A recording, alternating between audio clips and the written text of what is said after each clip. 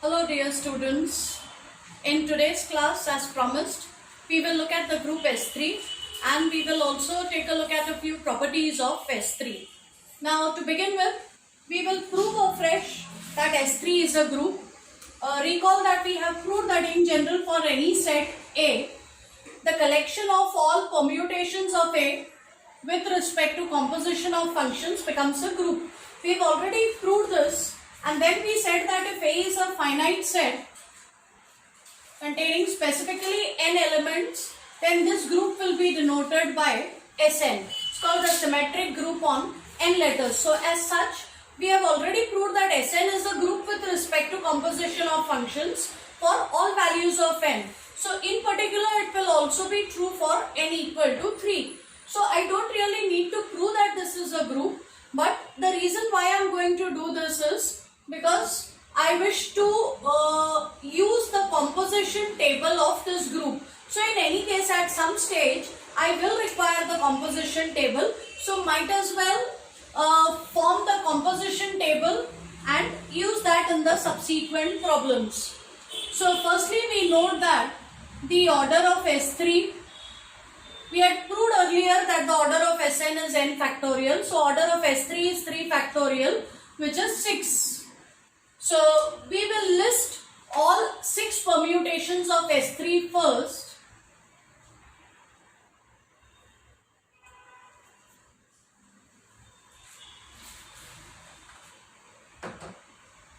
So I take rho naught to be the permutation 1, 2, 3, 1, 2, 3, namely the identity permutation. I will take rho 1 to be 1, 2, 3, 2, 3, 1. I'll take rho 2 as 1, 2, 3, 3, 1, 2. I'll take mu 1 as this permutation. I'll take mu 2 as, and I'll take mu 3 as the permutation. Okay. So these are the 6 permutations. Nothing very great about it. You may probably be wondering why I have used this notation rho naught, rho 1, rho 2, mu 1, mu 2, mu 3. But for that you will have to wait for one more video. In the next lecture, I will give some justification to this notation. But this is a very standard notation that is used for permutations in S3. So the set S3 contains 6 elements given by rho naught, rho 1, rho 2, mu 1, mu 2, mu 3. Let us now verify all properties of a group independently for S3 by constructing a composition table.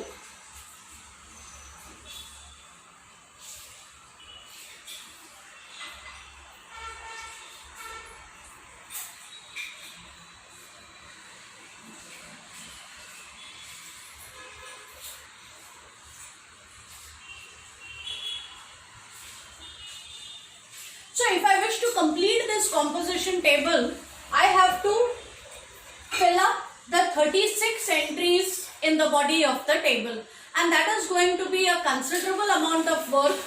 Of course, what you can do is pause your video. You already know how to multiply 2 permutations, so you can actually multiply and you can write down the 36 elements, then get back to the video and check your calculations with the composition table that I will give over here.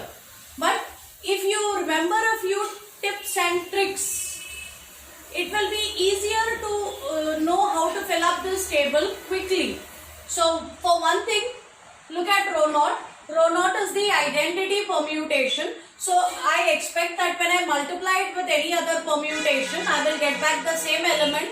You can actually multiply rho naught with any other permutation and verify this. So I will not waste time in doing these calculations. I am trying to minimize my effort by working smart and not working very hard.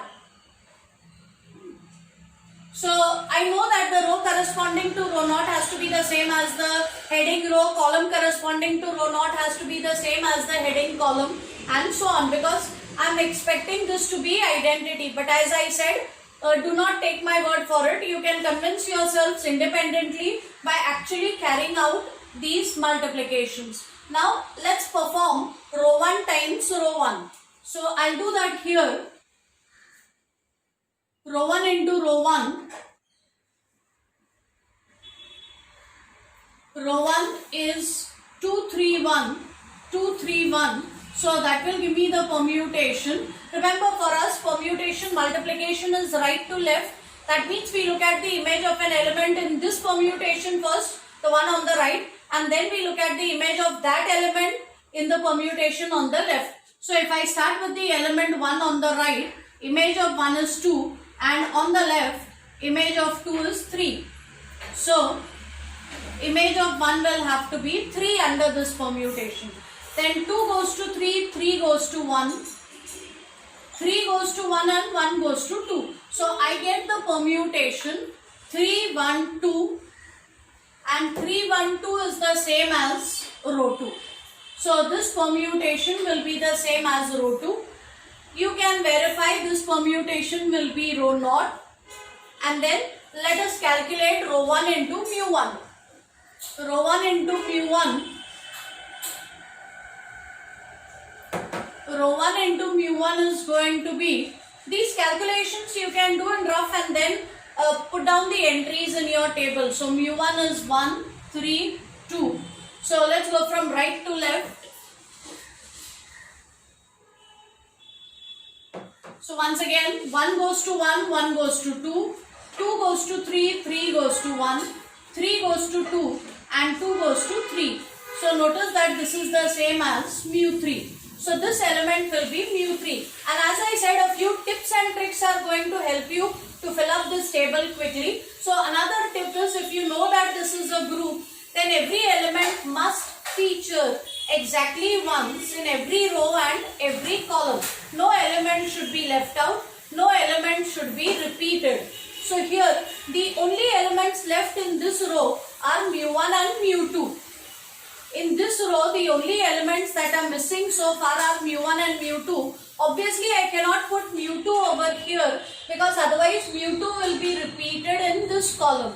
So it will have to be in the order mu 1, mu 2. Again, do not take my word for it. You can actually combine these two and check whether this is what you get. Now next, in the next row, I think this will be row 0. This will be row 1. Now again, it's easy to fill the last 3 entries because here the missing one is mu 2, here the missing one is mu 3, and here the missing one is mu 1. So in this row, the 3 missing elements beyond row 1 were mu 1, mu 2, mu 3, and they will have to feature in this particular order so that none of the elements in the column are repeated. Let's go to the next row. We have mu 1 times row 1. Mu 1 into row 1 will be, mu 1 is 1, 3, 2, row 1 is 2, 3, 1. So when I multiply these two permutations, I get 1 goes to 2, 2 goes to 3, 2 goes to 3, 3 goes to 2. So this will have to be 1. So this is the element mu 2. So what I am doing next is guessing. This is not a very good way of doing it. This is not part of the tips and tricks, but this will be mu 3. Trust me, check it out. Mu 1 into mu 1 will work out to be row 0. And let us find out what is mu 1 times mu 2. Mu 1 times mu 2 will be, mu 2 is 3, 2, 1. So if I now multiply these two permutations, I will get 1 goes to 3, 3 goes to 2, 2 goes to 2, 2 goes to 3. This will have to be 1. 2, 3, 1 is row 1. So this is row 1.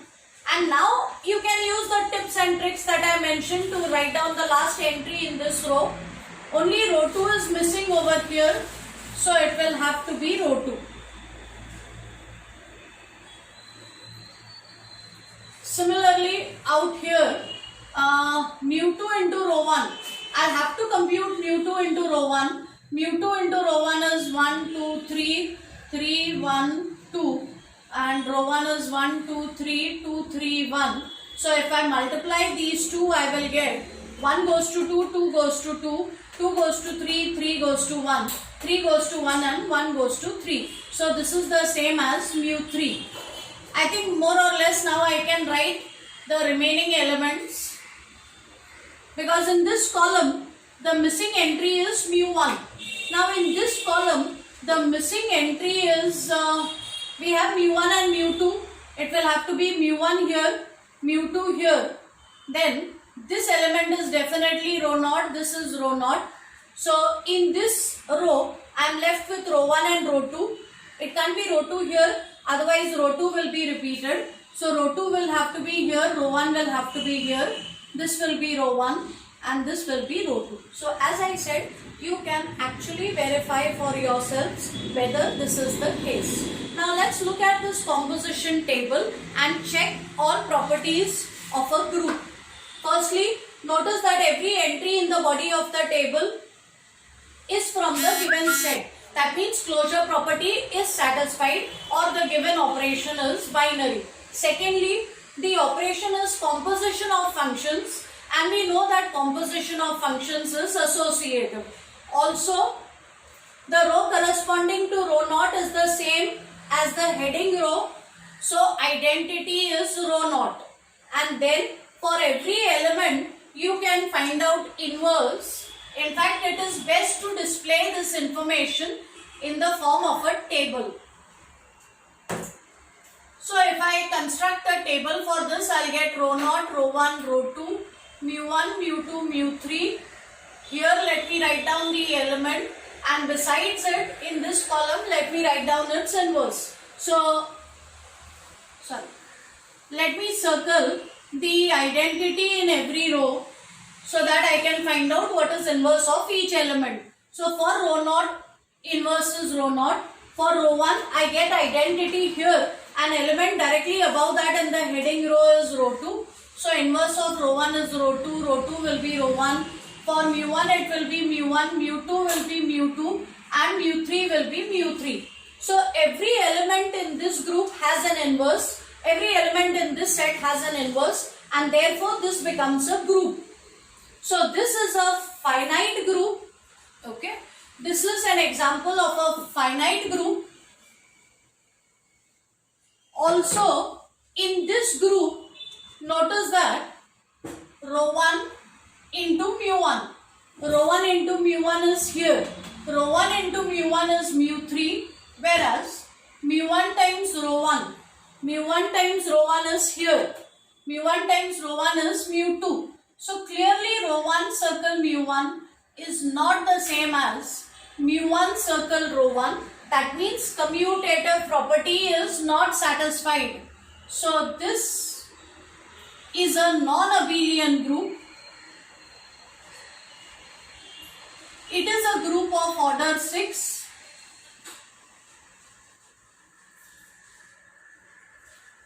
And please remember that we had proved earlier that every group of order less than or equal to 5 has to be abelian. So here's an example of a group of order 6 which is non-abelian. That makes this the smallest non-abelian group. So before this I had given you only one example of a finite non-abelian group, that was group of cotton ions. The order of that group was 8. But here this is a non-abelian group of order 6, and this is an example of smallest non-abelian group. Also, S3 is not abelian, so obviously it cannot be cyclic. But I am not saying that it is the smallest non-cyclic group. So S3 is not cyclic, but it is not the smallest. Remember, Klein's 4 group is not cyclic, and order of Klein's 4 group is 4. So that is an example of a smallest non-cyclic group. We have proved that every group of prime order is cyclic. So a group of order 2 is cyclic, order 3 is cyclic. So the smallest non-cyclic group is of order 4. Example is Klein's 4 group, and smallest non-abelian group is of order 6. Example is S3. That's all for now. Thank you.